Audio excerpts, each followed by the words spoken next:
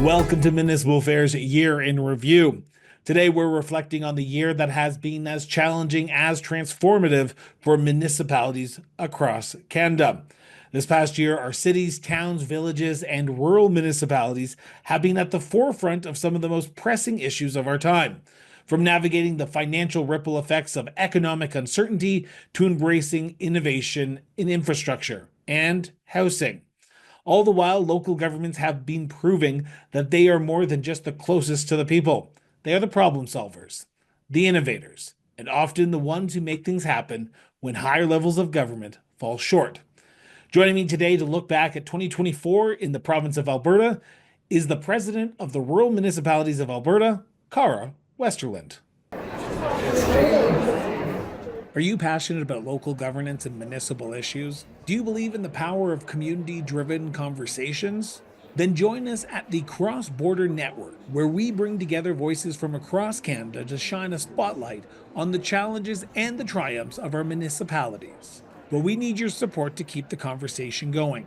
Visit crossborderinterviews.ca today to show your support by backing the show monthly or making a one-time annual donation. Your contribution will help us grow and expand our reach, bringing important stories to even more listeners across the nation. Together, we can make a difference. Together, we can amplify the voices of local communities. Together, we can shape a brighter future for all. Cross Border Network, where local matters and your support counts. Visit us today at crossborderinterviews.ca. President Westerlund, thank you so much for sitting down with me and talking about 2024 and looking forward to 2025. Before we get into the major part of the interview, I've got to ask, in your opinion, how would you describe the state of rural municipalities in the province of Alberta at the end of 2024? Well, I would like to remain optimistic and positive. We've definitely had quite a few challenges this last year. But I think I've been doing this for 14 years as an elected official and then on the board for the last seven, obviously president for the last little bit of month and a bit. Um, we meet those challenges head on. We're willing to take them on and push through. So, you know, looking back over the last years, you know, it's been difficult. Obviously, natural disasters in this province continue to be a huge issue. Our infrastructure deficit continues to grow. But on that note, I do see some positives coming out of it. Work is getting done in our communities. I remain optimistic with what's happening with the provincial and the federal government and those relationships to see how they're going. So, cautiously optimistic, but more optimistic than cautious. So, What would you say was the biggest challenge of 2024 from the RMA's perspective in the advocacy work that you do on the federal and provincial scale? it's hard to put one issue over another, but obviously, with some of the changes that the provincial government proposed in the spring, definitely took us by not by surprise, but it was a direct hit towards municipal government and elected officials in this province. So obviously, I'm talking about Bill 20, Bill 18, Bill 21. Um, so those have been incredibly challenging. They continue to be challenging. As we know, the legislation's in, there's changes happening, there's those conversations happening. So um, I'll be very cautious. We're at the table. The provincial ministers are chatting with us, which is a positive. But time will tell to see if the changes that needed will happen, and if they don't, we will continue to push back. We will continue to bring to the table solutions to those issues and to the failures within the legislation. I want to talk about some more recent changes that have gone on in rural municipalities in Alberta, and it actually just happened yesterday as of recording this, so December 5th.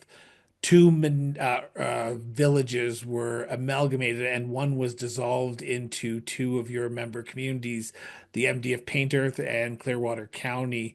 Um, this issue has been on top of mind for rural municipal leaders probably for the last 2 years since I've started this show. and the advocacy work that RMA has been doing around this issue has been focused on the infrastructure. Can your rural municipal leaders handle more amalgamations and dissolution of municipalities into your rural communities when right now you're already faced with that infrastructure challenge? You know, just even the way you've opened the question and talked on the subject, it's a struggle no matter what. Regardless if things are, rosy and sunshine in our communities, absorbing another municipality, obviously they're going down for a reason. Generally, it isn't because things are roses and sunshine in those communities, especially on the infrastructure side of things. And that's generally kind of what the demise is, and what the common theme is across the board on those type of dissolutions, and even the amalgamations too, for that matter. So, um, you know, it's incredibly difficult for our rurals to take on the extra issues, the extra burden that comes with taking on those communities. And while there's generally a cash injection upfront from the province to help with some of those issues, it's long short of actually dealing with them long term. It's basically putting a band-aid on the issue and pushing and kicking the can down the road. And you're seeing that, some of our municipalities, Greenview taking over Grand Cache. You're hearing some of those conversations that the infrastructure deficit is getting even further behind, and obviously with the studies that we did, especially with the deficits, the infrastructure deficit, which is a wonderful paper. So if anybody wants to read that, just check out our website. It's showing that the issues aren't getting smaller. They're continuing to get bigger and bigger and bigger. And dare I say, we're going to be having a conversation, and we are having those conversations right now, a high level, what it's going to look like when a rural municipality is no longer able to function and has to dissolve as well. So we often talk about urbans dissolving into the rurals, but what's the landscape going to look like when we have a rural that needs to disband and be absorbed by the municipalities around? So, and oftentimes, when a municipality goes down, those around it are often struggling too as well. So, we need this government to step up, to recognize the services that we do provide in our communities, and the critical infrastructure that we continue to maintain and build for generations to come. Well, it's not just on infrastructure as well, because we're talking about bridges, we're talking about pipes underground which deliver water, roads, back roads, provincial roads. But there's also another factor that is affecting rural municipalities, and it's the tale of the oldest time that I've been following municipal issues here in Alberta, and that's unpaid oil and gas property taxes to rural municipalities. I know this was a topic of much discussion at the RMA convention just a few months ago. Um, I'm expecting another news release to come across my desk in a few months' time. Are you hoping that you can solve this issue in 2025? I'm certainly hoping so. I've been elected official for 14 years, and I've been on our RMA board for seven, and just newly into the president role for a month and a bit. And when I came on the board in 2017, we were talking about unpaid oil and gas. We were talking about those issues then. To be quite frank with you, Chris, and I'm going to be very blunt with my words, I'm sick and tired of it. We know what the problem is. We know what the solutions are. So let's get on with it. And it's going to suck taking that Band-Aid off. But it needs to be taken off, and we need to step up to the plate, both the province, municipalities, and industry at the same time. We can't let this continue on. I'm going to be incredibly frank and blunt with my words on it. Our members are frankly sick and tired of dealing with it too as well. The levers are in place to deal with it, so let's get on with it. Have you heard why they haven't? No, and I can be quite frank about it. It is a little bit, it is a complex issue and it's not a complex issue. Chris, you and I both know what happens when you don't pay your taxes and what happens when I don't pay my taxes. We know, right? The And so we're not municipality will come asking. in and take my house from me. I agree. Or they'll garnish your wages depending on which level of government you're owing taxes to. And, we're not asking for pie in the sky. And we're not asking for, I don't think anything outrageous. I think we're just asking for this type of industry to do their part. And, I'd be amiss if I didn't say, for the most part, a lot of the oil and gas companies that operate on our landscape are good stewards. They're good businesses.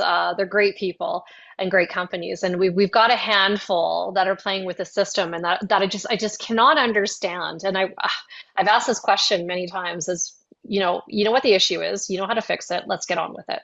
And that's kind of, I guess, the golden question that we're going to be left holding the bag in 2025 and what that's going to look like. But it's something you can obviously tell I'm frustrated with. I'm sick and tired of dealing with it. Um, let's get on with it. And the solutions are there. One of the topics that you mentioned at the top of the interview around sort of the state of rural municipalities was around wildfires, climate emergencies, droughts. We saw the province take a heavy hand in trying to address the water situation across Alberta this year. These have been top of minds for a lot of rural municipalities across the province. How do you feel RMA members have adapted to the challenge of these weather-related disasters? Well, how we've adapted is, just take a step in any of our communities that have been devastated, whether it's by wildfires, and floods. I wish it was wildfire flowers rather than wildfires. And you can see the resiliency in our communities and in our people and a sense of community here. Um, these are situations I don't wish upon anybody. I personally had to deal with it in the wildfire in my community in May of 2023, and um, uh, as you can tell, like it's easy. It still chokes me up to this time. It's still emotional, even being over a year later. The impacts on our communities. But I do hold out hope. I've seen people step up in ways you would never expect. And you've seen your communities come together for each other through those difficult times. There's a lot of work to be done on that front, though, if we're going to get into the meats of it and the crux of what's going on. A lot of our forest has burnt. There's still a lot more to burn. And, this is a type of forest that is meant to burn. We've done, depending on who you talk to and how you look at it, we've done a great job over the last, 80 to 90 years managing wildfires or not managing wildfires properly, hence why we're in the situation that we're in. Um, so we've got some difficult decisions that lie ahead if we don't start looking at, intensifying some of the logging along our eastern slopes and in and around our communities. It's going to continue to be a huge threat to our communities. Um, But do the municipalities bear the brunt of the responsibility to address this issue, or is this a trilateral response that needs to happen? Is it the federal, the provincial, and the municipalities who need to come to the table and work on this issue? Because when you talk about rural municipalities in Alberta, you have to think about the two national parks, which we saw burn down this year in Jasper. For you, do you want to see that three-prong approach? Absolutely. We can't tackle this issue and the forces that may on our own. It's definitely going to be exactly what you say. It's going to be try governmental. All three need to be at the table. They need to be sitting down. But that sense, we also can't have decisions in my community and what trees are going to be knocked down, or what farmland's going to be taken out of capacity when we're building reservoirs, those type of things. Those decisions can't be made in Ottawa, and you know what? Quite frankly, they can't be made in Edmonton. They need to be made in our communities. So I'll implore the provincial and the federal government, you need to come to us on this one. Often or not, the highway works both ways. So, a lot of times we're traveling into the major centers and into Edmonton to deal with the province and get on a plane to deal with Ottawa. You guys, honestly, they need to come to us. They need to sit down with our communities. And I'm going to take it a little bit step further with that too. It's not just the three levels of government that are going to be a part of the solution and part of the mitigation going forward. It's going to be our private industry, it's going to be our local businesses, and it's going to be, quite frankly, the residents in this province who are at the table and talking and bringing the solutions forward. So it's a huge task. It's monumental, but as we've seen the last few years, and particularly this last year, just how devastating it can be. And I hope I'm not sitting here in December of 2026 having this conversation talking about how many communities were devastated yet again that were hit by wildfire or hit with flooding. So. Now, I have two more things I want to talk about, and I hopefully have time to talk about them because I want to start by talking about rural crime. Now, this has been an issue that a lot of municipalities are addressing. This province has been looking at different ways to address rural crime and putting boots on the ground, whether that be Alberta sheriffs, whether that be transitioning from RCMP to the local police services, whatever they want, or even just keeping the RCMP. How do you believe, as RMA president, we need to address and tackle the issue of this rural crime? I don't want to say pandemic, but epidemic that we're dealing with. Well, first of all, our members are loud and clear on the subject. A provincial police force is not the answer. And we've been pretty strong in that messaging and will continue to be strong in that messaging.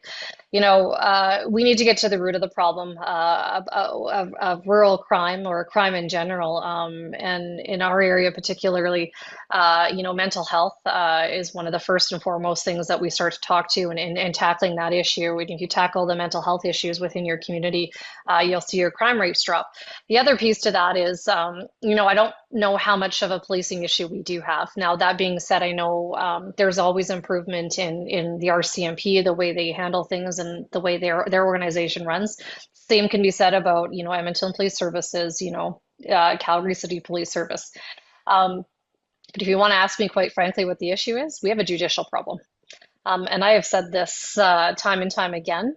We have fantastic officers in this province, and whether that's the RCMP or a city municipal police service, they're doing a fantastic job with the resources and the availability that they have to them. But if you want to get to the crux of it, you got to deal with mental health. And you got to deal with the judicial system. For instance, we had an individual picked up in my community a couple of weeks ago. The individual is in his 40s. He has a rap sheet longer than I can imagine, but the latest spree and charges is a list of 75. The individual was out within hours. Absolutely, I know you're just as shocked. And I'm saying this, and I'm for just I'm those who so not don't shocked see by this this, anymore. He was I'm back out on the shocked. road. I kid you not, Chris. They picked him up 2 hours later doing the same type of crime. So that is a federal responsibility, though, because the enforcement of our laws comes from the federal government. The province deals with the. So, are you talking to conservative MPs? Are you reaching out to the ministers federally to say we need to address this issue? Because you're not the first rural municipal organization who I've talked to this week about this issue, and I'm assuming you're not going to be the last.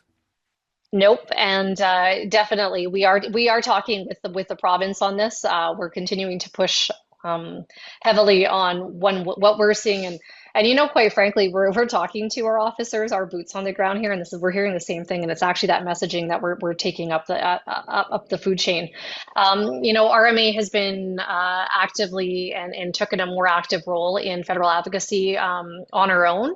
And actually, we've been in Ottawa twice in the last, thank you, twice in the last 4 weeks. And infrastructure obviously is high on our list, but we are talking about public safety in our communities and what that looks like too as well. So again, time will tell what kind of changes and if we see those changes. But we definitely are going to hear about it. We have a municipal election coming up, and we are going to have a federal election coming up. So you bet we'll be pushing this issue for sure.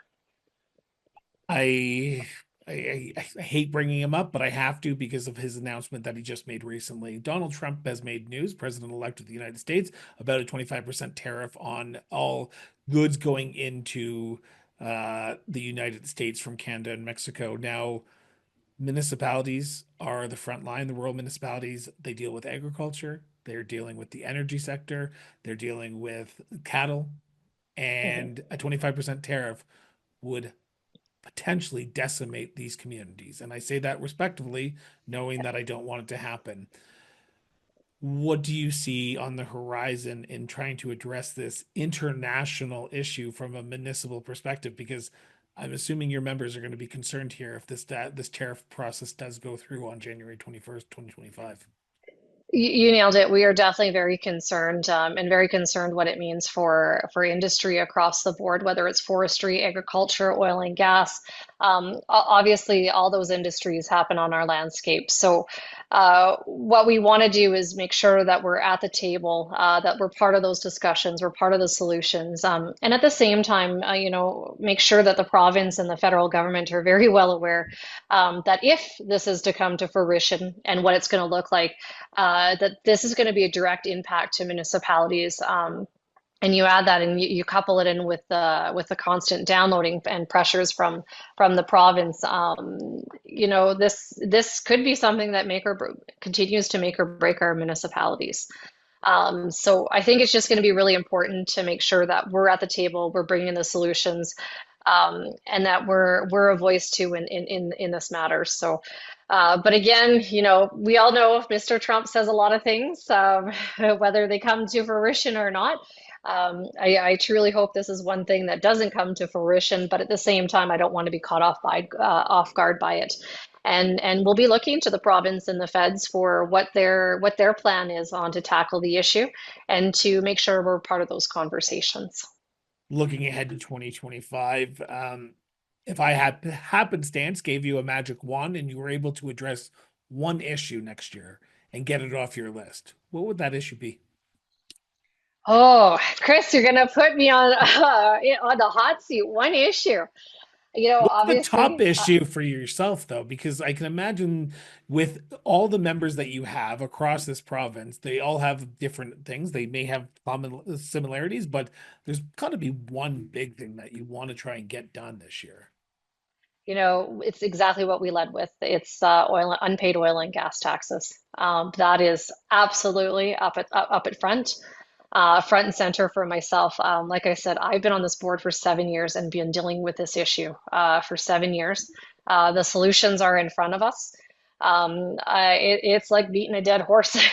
But I'll continue until we get resolution to it. So, I think that's first and foremost. And, it would be amiss not to mention, and it was a big conversation at our convention last month in November, to talk about affordability. It's interesting. I took this role on 14 years ago, and all we did was talk about roads, bridges, and culverts, and infrastructure. And slowly over time, I'm talking to you about healthcare, and I'm talking to you about affordability, and policing, and those issues, and the constant downloading pressures there. But affordability, if I'm going to be honest with you, I know it's not generally in our basket of or our wheelhouse of things that we deal with, but it is something that I'm hearing from our members. It's something I'm hearing about from my family and friends, and it's something that I'm hearing on the street every single day. And how we're going to address that. And, the municipalities play a small piece of that puzzle. But I want to make sure that we're addressing that. And I know there's obviously people out there with bigger levers and levers than I have. But we need to be discussing it and taking a look at that. Okay, I'm going to ask a very political question here, and I do apologize, but I need to. You are just relatively new as president of RMA. Have you sat down with Premier Smith, Minister McIver, to have these frank conversations, or are you hoping to do that in early 2025?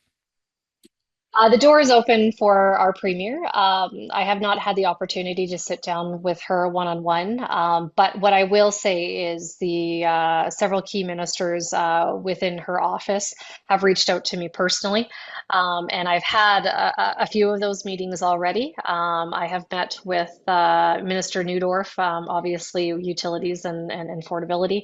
I do have a meeting coming up with Minister MacGyver, which I look forward to. I think him and I have some pretty heavy topics and discussions that we need to have.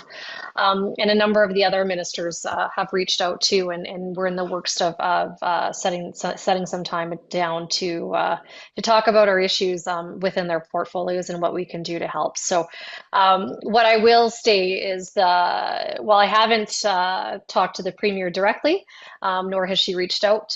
Her ministers are reaching out, and we are in contact, and that line of communication is open.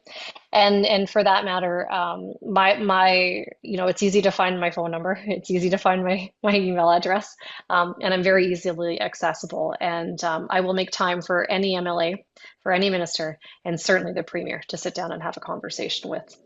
We are a few days away from the unofficial launch of what I like to call in municipal or any level of government term, silly season, and that is election season. We are heading into municipal elections in October of 2025, and the official unofficial launch is January 1st when people can start filing their paperwork. Are you concerned that with the election, with municipal elections going on, the advocacy work is not going to be front and center because people are going to be focusing on their own individual municipalities, and that provincial wide voice isn't going to be as loud as it should be? Not at all concerned. Advocacy will continue to be front and center, and a part of what myself will be doing as well as our board. That's the nice thing about our board. It's incredibly high functioning. Many of us actually. I'm just quickly running through my head, all of us have been serving more than one term on council, and so we're no strangers to managing both, and we will continue to manage both. And you know what? We're there to help each other out too in circumstances when needed. So, I'm very fortunate to be surrounded by such an incredible team. Not only the staff within RMA, but our board too is as well. They're incredibly high functioning elected officials who care deeply about their communities. Otherwise, you know what, we wouldn't have been stepping up into these roles. So we knew what we signed up for. We're here to take on that challenge, and most importantly, we're here to help each other out too at the same time. So, not at all concerned with what we're facing, and I'm actually excited, and I'm looking forward to the further conversations that we're going to have, and obviously, it's a time for many of us. We see our residents a lot more over the next, I would say, between now and the municipal election, we'll be hearing from them more, and we'll be out there seeing them more. So I'm really excited, actually, to start and to continue on with those conversations and to see what comes out of it. Because I often say to people, while you hold an elected official role, I'm not the smartest person at the table, nor do I pretend to be. And you know what? I don't have all the answers, and I don't have all the solutions. And it comes from having conversations with yourself, Chris, and having, those kitchen conversations with our residents. And so that's I'm incredibly excited and look forward to the challenge that lies ahead. So, final question before I let you go, because I'm cautious of time here. But what's in store for 2025 for RMA as an organization? Because the advocacy work is only one side, but what do you see RMA growing into in 2025? Well, the advocacy stuff, obviously, we're going to be huge. But as you know, we run a very large procurement company, Canoe Procurement, which has been exciting. We took that company national several years ago to see that work continuing and company growing at the speeds that it's growing. Which it all trickles down, and it means savings for our members, which means savings for our residents and the taxpayers. And the other piece, exciting piece is and challenging. Oh man, is it challenging? But we do also have an insurance company that looks after and insures obviously municipal infrastructure. Um, and that side of the house. So incredible challenges that lie ahead there, obviously. We deal with natural disasters in our communities and our residents, but there's also the insurance side on the municipality side of things. So very big challenges there. We're not immune to what our residents are facing with increases into insurance at the municipal level and on the municipal infrastructure. Those challenges exist there too as well. But I'm up for the challenge. I knew what I was signing up for. I knew what I was jumping into. No stranger to a fight when we need to have one, and no stranger to be the voice of reason at the table when there needs to be one. President Westerlund, I want to thank you so much for the bottom of my heart for sitting down with me and talking about this. Look forward to the many conversations that we're going to have in 2025 as we grow, and so does RMA. So thank you so much for doing this. Excellent. And Chris, as I always say, thank you to you and thank you to your listeners, but most importantly, thank you to you for what you're doing and for giving municipalities, not only in Alberta, but across this country, a voice. So thank you. Thanks so much for tuning in for another episode of Municipal Affairs Year in Review. Now, if you've enjoyed today's episode, please hit that subscribe button now. Whether you're listening to this on audio platforms or on YouTube, be sure to hit that subscribe button so you never miss an upcoming episode. We have great content heading into the last 2 weeks of 2024 shows before our winter hiatus and back in January, so be sure to hit subscribe. Until next time, stay informed, stay engaged, and most importantly, we'll be back with another episode of Municipal Affairs tomorrow.